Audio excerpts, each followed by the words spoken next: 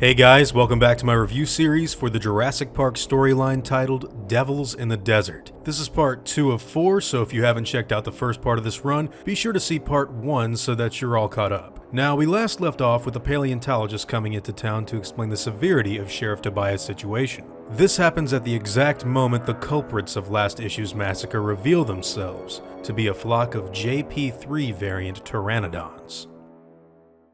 A weathered truck driver radios into someone during sunrise. He's 40 miles out from the nearest depot, but assures his friend that he'll get there eventually. Unexpectedly, the man sees a strange shape enter the road ahead of him, and nearly runs over the body of a stumbling person who's collapsed onto the pavement. He loses control of the truck and collides with the earth near to where the body lay. Exiting the vehicle, the driver is understandably angered, but this all dissipates once he realizes that the unconscious person happens to be a badly injured woman who appears to have been torn to pieces. He quickly gets her to a hospital where the doctors begin treatment, none of them aware of what on earth could possibly have been responsible for her injuries.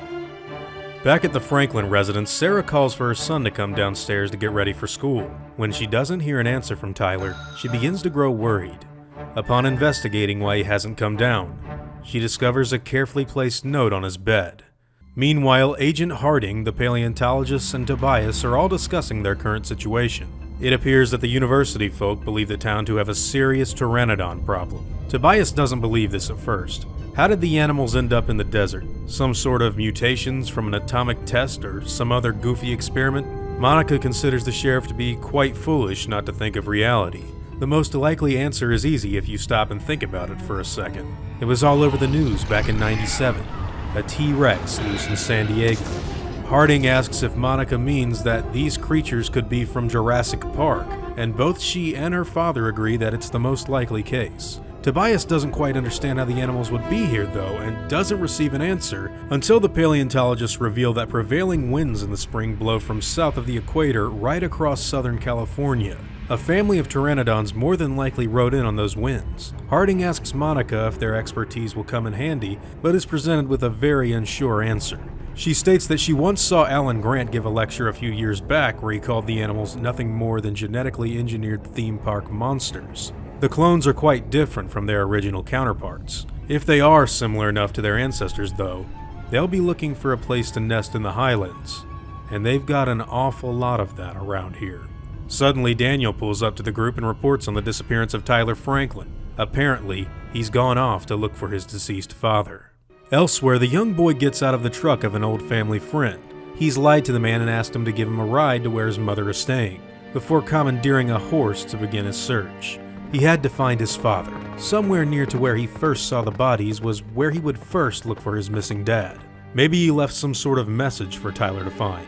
All of a sudden, the horse begins to get spooked, and 3 pteranodons reveal themselves. The boy leaps onto the horse and tries to run for safety. They climb a nearby hill and try to make it to the highway before the animals can catch them, but it's too late. After Tyler is knocked down, he looks back to see 2 pterosaurs tearing his horse apart. The third soon grips onto his shoulders, before dropping his limp body into a small crevice. Back at the police station, Tobias asks Sarah why she didn't tell her son about his father's death. The woman says that she should have told him, but wasn't thinking very rationally after the incident. This is something Tobias definitely didn't need added to his plate. Back at the hospital, an agent radios Harding for an update on the town's situation. It appears the woman the truck driver brought in was attacked by what she only described as a flock of dinosaurs. Looks like they have a positive ID on those footprints. Meanwhile, Tobias rides back out to the desert to find Daniel and Harding. Liz, his secretary, makes a small remark on the sudden reappearance of Sarah at the station. She tells the sheriff over the radio that they both know that the dumbest thing he ever did was let Sarah get away. The universe has handed him a second chance, and Tobias cuts her off. He says it's better to let her bury her husband than bring anything like that up right now. It's around this time that Harding radios in his current position, and Tobias meets up with the others. After exiting the car, Daniel brings the sheriff and FBI agent to the attention of something quite interesting. That Highland Ridge looks like it's got some pretty big buzzards circling around. Monica doesn't like the look of this. She suggests using heavy artillery. Good thing Harding happens to agree.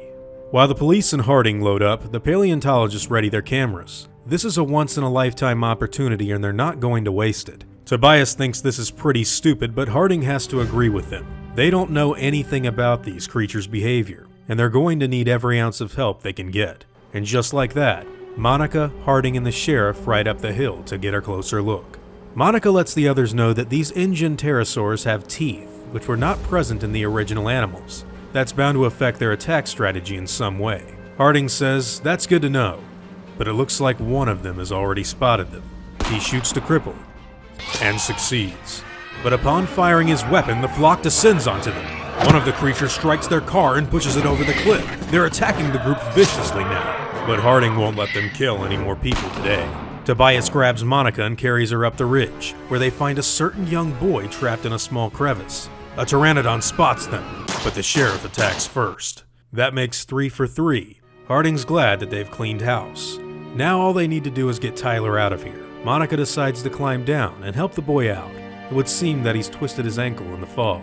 Now that they're all accounted for, the FBI agent thinks it's a good time to go home. Before a Pteranodon comes from behind and sinks its teeth into the man's leg. It's the one he crippled earlier. He thought it was down and out. He'd better fix that. Monica panics. Harding is alright, but he's bleeding pretty bad.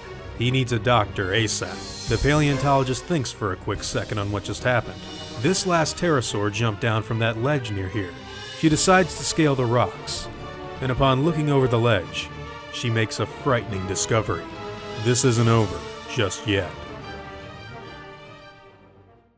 As far as Jurassic comics go, this series is shaping up to be one of the best. Again, I have to say that I really think this is some of the best artwork that we've had so far, and I genuinely like the fact that this story feels like Tremors. The explanation as to where the Pteranodons came from feels a little tacky, but this story is pretty much just for fun, and not really one of the more sophisticated moments in the series' history. Also, acknowledging the teeth in the JP3 Pteranodons as being a weird genetic anomaly is something I really appreciated as well. Devils in the Desert is honestly a good read. I can't wait to see where the story goes next, but this is just my opinion on this run. What do all of you guys think about these comics? I'd love to hear what your thoughts are in the comments down below.